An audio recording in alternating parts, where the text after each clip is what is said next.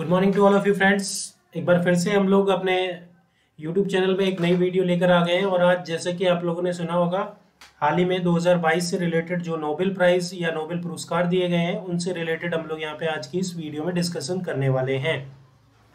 तो आज सबसे पहले हम लोग जो डिस्कस करने वाले हैं, नोबेल प्राइज़ 2022 में किसको दिया गया है, कौन से क्षेत्र में दिया गया है, कौन से सेक्टर्स में दिया गया है, इनसे रिलेटेड जितने भी इंपॉर्टेंट फैक्ट बन सकते हैं, जितने भी रिलेटेड इंपॉर्टेंट क्वेश्चंस बन सकते हैं, वो सारे हम आज की इस वीडियो में डिस्कस करेंगे। उसके बाद हम हमारे कुछ फैक्ट भी डिस्कस करेंगे जो कि आपके एग्जाम के पॉइंट ऑफ व्यू से बिल्कुल बिल्कुल इंपॉर्टेंट होगा। तो सबसे पहले हम लोग 2022 की वो प्राइजेस, नोबेल प्राइज देखने वाले हैं जिसमें कौन से सेक्टर में या कौन से सब्जेक्ट में किसे नोबेल प्राइज दिया गया है, वो सारी चीजें हम लोग डिस्कस करेंगे। सबसे पहले हम लोग जो डिस्कस करने वाले हैं, नोबेल प्राइज विनर जो कि फिजिक्स के क्षेत्र में है, यानी अगर हम लोग बात करें भौतिक, फिजिक्स को हम लोग क्या बोलते हैं, भौतिकी। तो भौतिक बोलो या फिजिक्स बोलो, फिजिक्स का जो नोबेल पुरस्कार है वो किसे दिया गया है। बेसिकली ये जो फिजिक्स का नोबेल प्राइज है वो 3 लोगों को ज्वाइंटली दिया गया है। नोबेल प्राइज जो कि एक साथ या एक ही सेक्टर में एक से ज्यादा लोगों को भी दिया जा सकता है या दिया जाता है, जब अगर कुछ वैज्ञानिक या कुछ लोग मिलकर आपस में किसी चीज को डिस्कवर करते हैं। तो फिलहाल जो ये नोबेल प्राइज दिया गया है फिजिक्स में, आप सबके सामने यहाँ पर ध्यान रखना उनके नाम है। सबसे पहले अगर हम लोग बात करें एलियन एस्पेक्ट की, दूसरे अगर हम लोग बात करें जॉन एफ क्लोजर, और तीसरे अगर हम लोग बात करें एंटोन जेलिंग। ये वो 3 व्यक्ति हैं, 3 आप कह सकते हो साइंटिस्ट या भौतिक शास्त्र है, जिनके द्वारा यहाँ पे इन्होंने बेसिकली आखिर ऐसा क्या किया है जिसके लिए इन्हें नोबेल प्राइज दिया गया है। तो इससे रिलेटेड भी फैक्ट आपको यहाँ पे इसमें मिलने वाले हैं। सबसे पहले हम बात करें तो इन्हें ये जो पुरस्कार दिया गया है वो किसके लिए दिया गया है, प्रोटॉन के साथ प्रयोग एवं कस्टम सूचक विभाग की स्थापना के लिए दिया गया है। इसका ऐलान जो है रॉयल स्वीडिश अकेडमी के द्वारा, यानी जितने भी नोबेल प्राइज के अवार्ड है ना, मोस्टली ये ध्यान रखना किसके द्वारा, तो रॉयल स्वीडिश अकेडमी के द्वारा ही इसे अनाउंस किए जाते हैं। हमारे इंडिया में अगर हम लोग बात करें इंडिया से रिलेटेड, तो सीवी रमन को 1930 में और एस चंद्रशेखर को 1983 में भौतिकी के क्षेत्र में नोबेल प्राइज दिया जा चुका है, फिजिक्स के क्षेत्र में नोबेल प्राइज दिया जा चुका है। ओके फ्रेंड्स, इसके बाद हम लोग बात करते हैं नेक्स्ट अगले सब्जेक्ट की। उससे पहले अगर हम लोग बात करें तो ये जो आपका नोबेल प्राइज है वो ध्यान रखना बेसिकली 6 सब्जेक्ट में दिया जाता है, जिसमें एक सब्जेक्ट हमने अभी कवर कर लिया, वो है आपका फिजिक्स। फिजिक्स में इस बार 2022 में 3 लोगों को नोबेल प्राइज दिया गया है। वो किस लिए दिया गया, तो प्रोटॉन के साथ प्रयोग एवं कस्टम सूचना विभाग की स्थापना की है इन लोगों ने मिलकर, इसीलिए इन तीनों को नोबेल प्राइज से सम्मानित किया गया है। जिसमें एक एलन आस्पेक्ट जो है वो फ्रांस से, जॉन क्लोसर जो है वो यूएसए से, और एंटन जिलिंगर ये कहां से है, तो ये ऑस्ट्रिया से रिलेट करते हैं। भारत में 2 पहले ऐसे भारतीय रह चुके हैं जिन्हें की भौतिक का नोबेल प्राइज दिया जा चुका है, जिसमें एक सीवी रमन है, दूसरे एस चंद्रशेखर है। दोनों को फिजिक्स के क्षेत्र में नोबेल प्राइज दिया जा चुका है। इसके बाद नेक्स्ट हम लोग डिस्कस करने वाले हैं, और नेक्स्ट हमारा जो सब्जेक्ट आने वाला है वो है आपका केमिस्ट्री। तो दोस्तों आप सबके सामने हम लोग डिस्कस करने वाले हैं रसायन, या जिसे हम लोग केमिस्ट्री के नाम से जानते हैं। तो केमिस्ट्री का नोबेल पुरस्कार जो है वो किसे दिया गया है, बेसिकली ये भी 3 लोगों को दिया गया है, जिसमें सबसे पहले अगर हम लोग बात करें तो कैरोलिन आर बार्टोजी, ये यूएसए से रिलेट करते हैं। दूसरे अगर हम लोग बात करें तो मॉर्टन मेल्डर, और तीसरे अगर हम लोग बात करें तो के बेरी सार्प्लेस जो कि यूएसए से रिलेट करते हैं। कैरोलिन बार्टोजी ये भी यूएसए से रिलेट करते हैं, बट मॉर्टन मेल्डर जो है डेनमार्क से रिलेट करते हैं। इन तीनों ने अगर हम लोग देखें तो आप ध्यान रखना, इनमें जो के बेरी सार्प्लेस है ना, ये इंपॉर्टेंट है आपके एग्जाम के पॉइंट ऑफ व्यू से, क्योंकि ये इनका दूसरा नोबेल प्राइज है केमिस्ट्री में ही।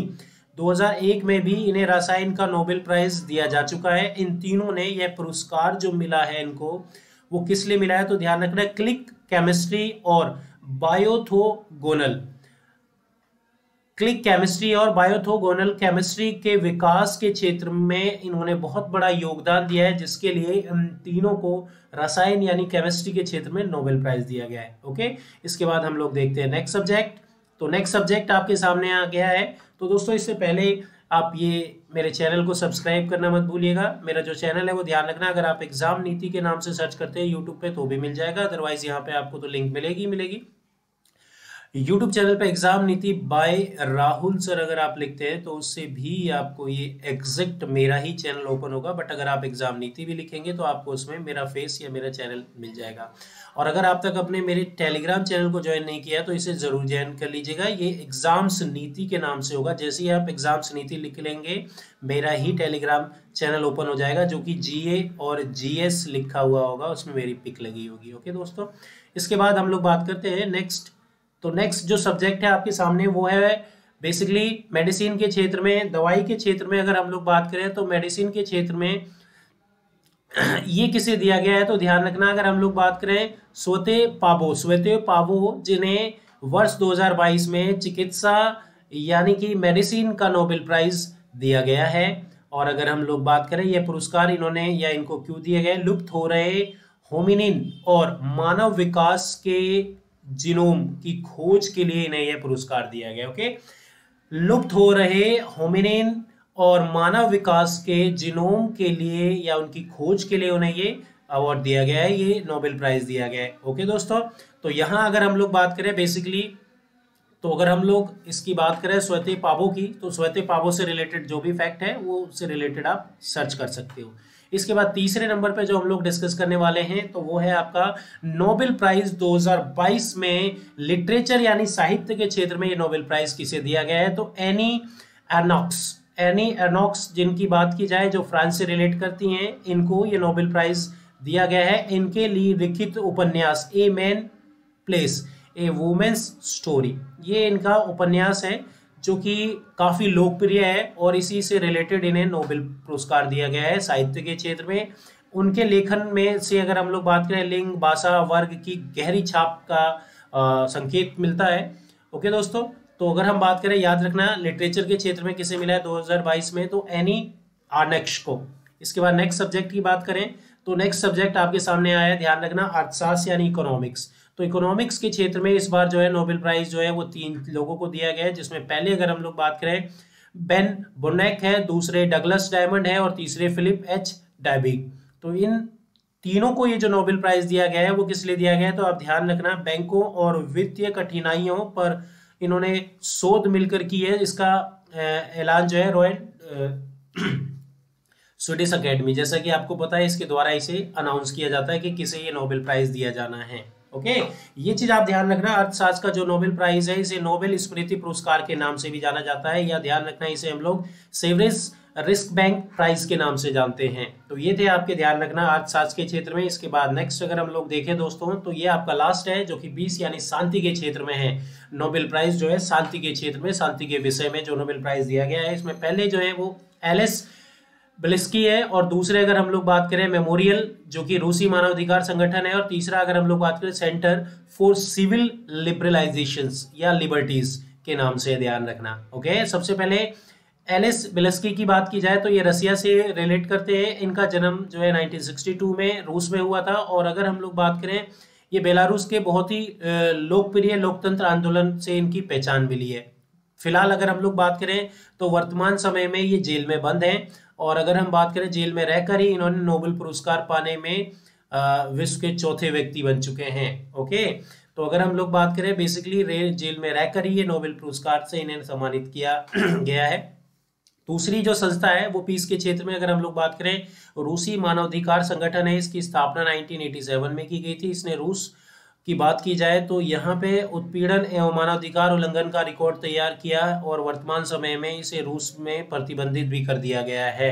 इवन इसके लिए ही अगर हम लोग बात करें तो ध्यान रखना, इतनी मेमोरेबल कार्य करने के लिए इसे या इस मेमोरियल को नोबेल प्राइज से सम्मानित किया गया पीस का। और तीसरा जो है सेंटर फॉर सिविल लिबर्टीज, तो यहाँ सेंटर फॉर यूक्रेन मानवाधिकार संगठन, इसकी स्थापना वर्ष 2007 में कीव यानी यूक्रेन में की गई थी और रूस यूक्रेन के युद्ध के संगठन में लोगों की काफी मदद की है इसने, इसी वजह से इसे नोबेल पुरस्कार से सम्मानित किया गया। तो बेसिकली पीस के क्षेत्र में यहाँ पे जो आपको नोबेल प्राइज मिला है, नोबेल पुरस्कार जो बांटा गया है वो 3 लोगों को बांटा गया है। और वो 3 कौन कौन से लोग हैं वो आप सबके सामने यहाँ पे ध्यान रखना कि वो 3 कौन कौन से लोग हैं दोस्तों, ठीक है। तो अगर हम लोग बात करें नोबेल प्राइज से संबंधित कुछ फैक्चुअल क्वेश्चंस की, तो इससे रिलेटेड ना मैंने एक नोबेल प्राइज से ही रिलेटेड एक वीडियो बना रखी है, तो वहां पे भी आप जाके उसे सर्च कर सकते हैं। बेसिकली अगर हम लोग बात करें, आपको उसमें वो सारे फैक्चुअल बेसिस या फैक्चुअल कोस्ट मिल जाएंगे, फैक्ट। इसमें अगर हम लोग देखें तो नोबेल प्राइज की शुरुआत है ना, कुछ फैक्ट मैं आपको बता देता हूँ। वो 1895 में जो अल्फ्रेड नोबेल है, उनकी डेथ के बाद ये पुरस्कार या ये सम्मान उनकी एक जायदाद या वसीयत थी, जिसके थ्रू पता चला। पहली बार इसकी शुरुआत 1901 में हुई थी। ओके दोस्तों, पहली बार इसकी शुरुआत 1901 में हुई थी।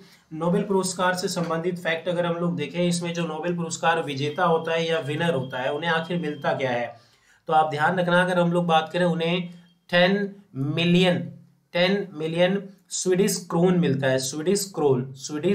Swedish krone. लेकिन अगर हम लोग बात करें तो ध्यान रखना, इसी को अगर आप कन्वर्ट करते हो डॉलर में, तो लगभग ये 9 मिलियन यानी 9 लाख डॉलर बनेंगे दोस्तों। 9 लाख अमेरिकी डॉलर बनेंगे, जो कि दिए जाते हैं as a prize money, okay. तो ये हमारी जो वीडियो थी, उसमें हमने जो डिस्कस किया था दोस्तों, ये नोबेल प्राइज से रिलेटेड डिस्कस किया था। आई थिंक आपको ये वीडियो अच्छी लगी होगी। आप प्लीज़ ये जो वीडियो है ज़्यादा से ज़्यादा लोगों के साथ शेयर कीजिएगा, और अगर आप मेरे इस चैनल पर नए हैं तो चैनल को सब्सक्राइब ज़रूर कर लीजिएगा। और अगर आपने मेरे टेलीग्राम चैनल को ज्वाइन नहीं किया है, तो इसे एग्जाम्स नीति के नाम से आपको टेलीग्राम चैनल मिलेगा, वो आप ज़रूर ज्वाइन कर लीजिएगा, जिसमें आपको डेली बेसिस की करंट अफेयर्स की वीडियो और भी फैक्चुअल फैक्ट मिलते हैं।